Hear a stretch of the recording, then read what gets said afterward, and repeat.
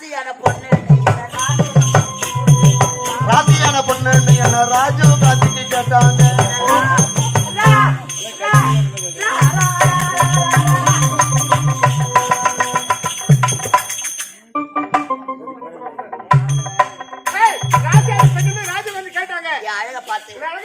அவரை பாம்பு போட்டு குளுக்கோஸ் வைச்சாங்க.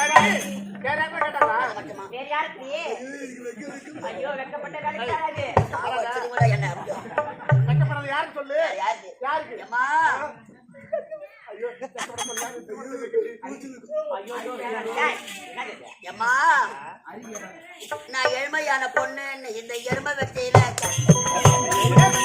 எழிலான பொண்ணு இந்த எருமை வெட்டியில கேட்டாங்க.